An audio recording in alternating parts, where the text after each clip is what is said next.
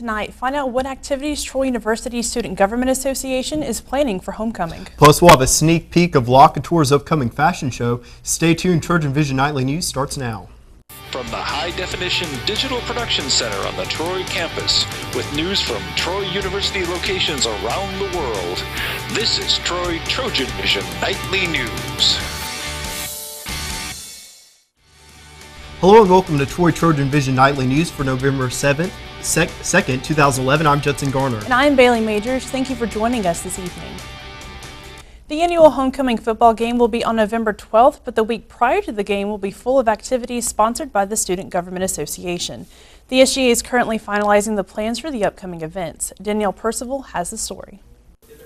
With homecoming only a week away, the main topic of the Student Government Association's weekly meeting was, you guessed it, homecoming.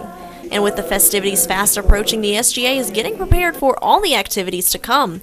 And SGA Secretary Mallory Mann says there is plenty in store for next week. Monday night is going to be the dance like we have every year, and then Wednesday will be the skit. And this year we have some new events for individuals to participate in, such as our photo contest on Facebook, where they can submit a photograph for photography judging, and it's based on whoever has the most likes will win the contest, and there are prizes. The SGA is asking students to submit photos they feel best exhibit Trojan spirit.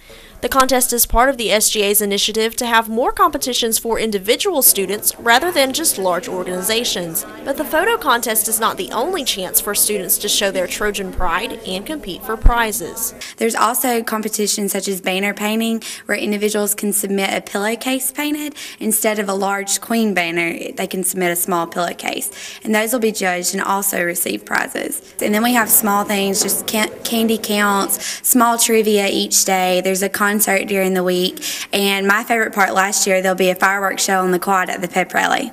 Homecoming is about tradition and alumni coming back to the university. While the SGA is incorporating new events this year, they're still maintaining the same Trojan spirit, and it's all for the love of Troy. Danielle Percival, Troy TrojanVision News. Homecoming events start next Monday, November 7th, and will carry on throughout the week.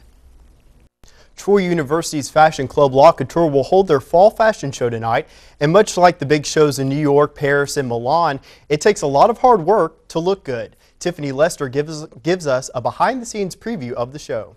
The La Couture Fashion Club has been working hard on their fall fashion show since the beginning of the semester, and there's a lot that goes on behind the scenes that the audience may never get to see. It takes a lot of hard work to put a fashion show together and many long hours of practice to get it right. So we have lots and lots of stuff to do. We have to book photographers, a host, a DJ. We have to find a stage company. And then with practices with everybody collectively, with the models and officers, we practice from either 2 times a week to 3 times a week. And it'll be anywhere from 2.5 hours to 4 hours or 5 hours a week. But we practice a great amount of time.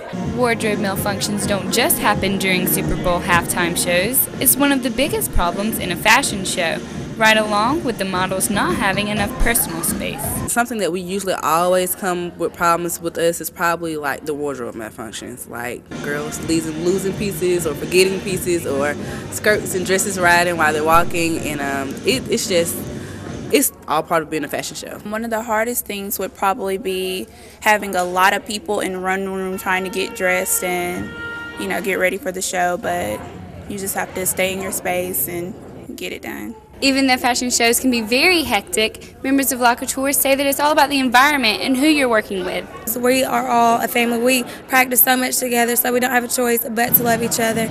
So we put you with people that you like and you love, so then that you're comfortable and you are working on the stage together good. You meet a group of friends and you form a bond that lasts longer than just the fashion show. Everyone here, we're like a family, so we all love each other. It's all out of love, with just bursting out and dancing different times, all of us dancing and singing, having a good time together. So overall, it's a pretty good, fun thing to do. Tiffany Lester, Troy TrojanVision News. The La Couture fashion show will be tonight at 7 in the Trojan Center ballrooms. Well, Bailey, while some people are strutting their stuff on the runway, others are participating in a dance competition, but not for homecoming. That's right, Dustin. A local fitness center in Troy wants people to come out and dance for a worthy cause. Ellis has the story. You may recognize these dance moves from a popular video game and may have heard the popular tunes in commercials. Anytime Fitness, a local gym in Troy, used the hit Nintendo Wii game Just Dance to encourage people to get off the couch and get moving. Show them new ways that they can do video games, but still in a fun, exciting way to where they're actually getting their heart rate up and burning calories and having fun. And Wojcik says the shucking and jiving to hit songs of today will also help out those in need. The Wii Dance competition is a fundraiser for Prevent Child Abuse, and all the proceeds from the dance-off will benefit the Pike County Child Advocacy Center.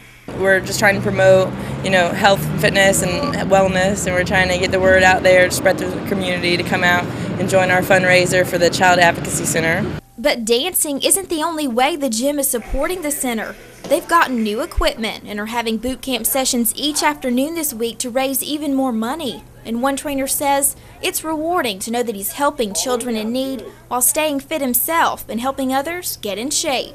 It gives me a great feeling, just the experience of being out here, interacting with the community, and knowing that all the proceeds that we get are going to go towards a charity. It's some of the best work that I can do as a trainer. Rachel Ellis, Troy, TrojanVision News. The Wii Dance competition will last until this Friday, and anyone can stop by and dance during regular business hours. It's $5 for 2 attempts at a dance of your choice, and there are cash prizes for the top 3 dancers. For more information about our TRX Boot Camp, you can call 334-770-0888. And now taking a look at news from around the state of Alabama is now contributing about 2% less to retirement for teachers and other employees who are trying to make up the difference. Some educators say the smaller checks are discouraging. Governor Robert Bentley says there won't be a special session of the legislature in November to address Jefferson County's $3 billion sewer debt crisis. Bentley had raised the possibility of a November special session a few weeks ago when commissioners and creditors reached a conceptual agreement, but the two sides have yet to have a contract. Bentley says that makes a November special session out of the question. Democrats in the Alabama House have lashed out at the legislature's Republican majority. They say the GOP members have not kept their promise to create jobs since winning control of the State House a year ago. Still to come on TrojanVision Nightly News, the Trojan volleyball team returned home last night. We'll find out how they did on the court when Danielle Percival joins us here in sports. But first, the president has a new job plan, and both Republicans and Democrats are pressing for a new tax to pay for it. We'll have that next. I'm Danielle Nottingham at the White House. Coming up, will the president's latest push for his jobs bill win over skeptical lawmakers?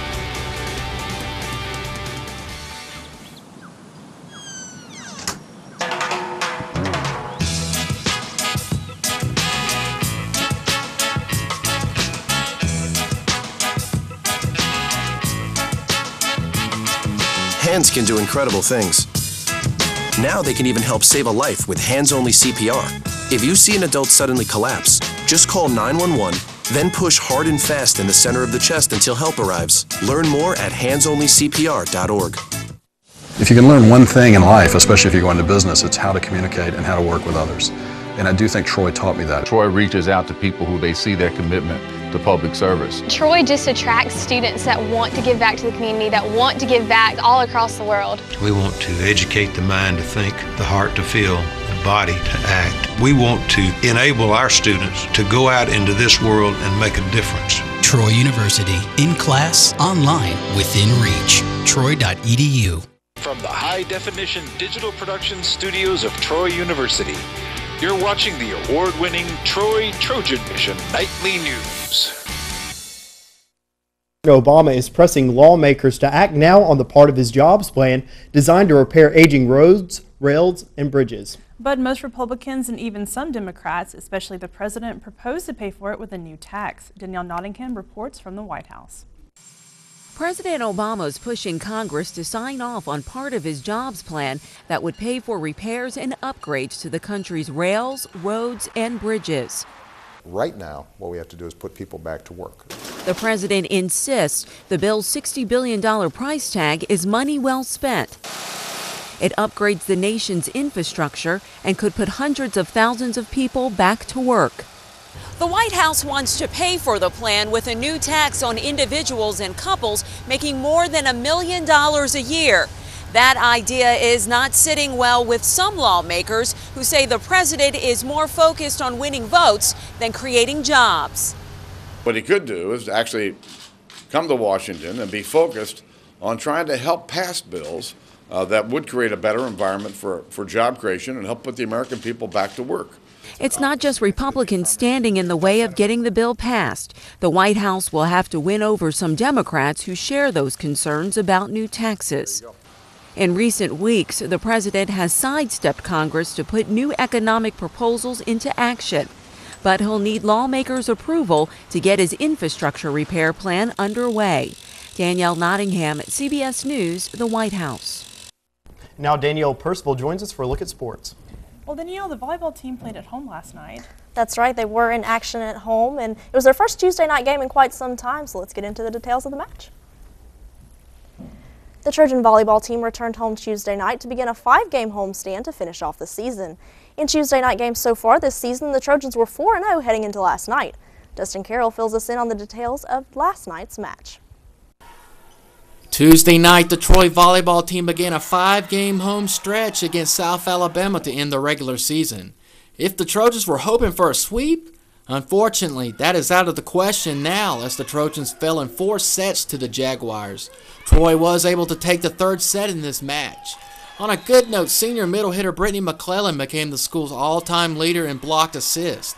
The loss dropped the Trojans to 15-11 on the year and 5-7 in the Sun Belt. Coach Sonny Kirkpatrick talks about coming up short in this intense rivalry. It's such a huge rivalry, and to come up short really, really hurts. I don't think our team played with the passion that they needed to early, which got us in a little bit of a hole. And we played like this last couple of matches, and I'm at a loss as to why we're doing this.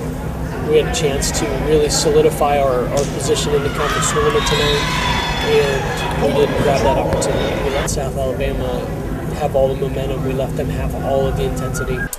With the game so close throughout, Kirkpatrick says there was one main difference between the two teams. Their outside hitters killed us. Our outside hitters didn't fight back. And for us to win, our outside hitters have to play decently, and they didn't. One of the key contributors on the night was junior middle hitter Devin Von Pingle.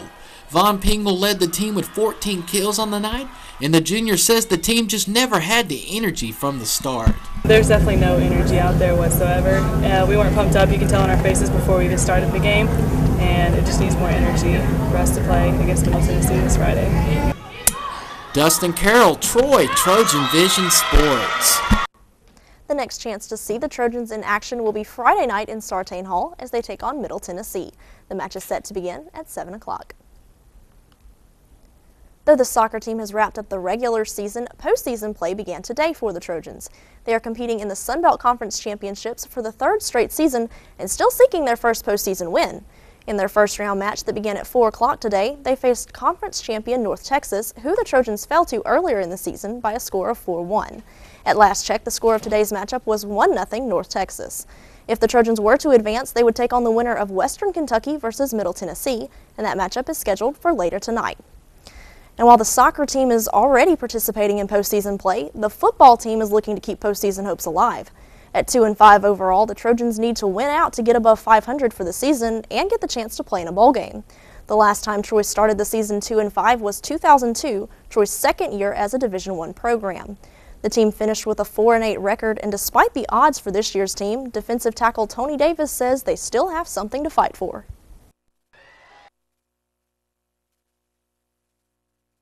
Nobody's giving up on our end. Everybody understands that, hey, we still can come out 7-5 instead of going 2-10 or even worse or whatever. But I think those guys are going to use that as motivation, and we're going to come out and play well Saturday, and we're going to continue to build each week off that. The Trojans' chance to get back on the right track comes Saturday afternoon against the Naval Academy. Game time is set for 2:30. So Judson Bailey, though the volleyball team wasn't able to pick up a victory, they've got the chance to rebound this weekend at home again. So we wish them the best of luck heading into this weekend, and best of luck to the soccer team. Maybe they can pull out a win. Absolutely. Best of luck to both teams, and hopefully we will win. Thanks, right. Danielle. Thanks. Still to come on TrojanVision Nightly News, we'll get a sneak peek at what will be in this week's edition of the Metropolitan. But first, fall weather is in full swing, but can we expect any changes coming up in weather in the next couple of days? Courtney? Well, Bailey, we may see a few showers, but they won't stick around for long. I have more details coming up in weather. Be out there! Be out there! Be out there!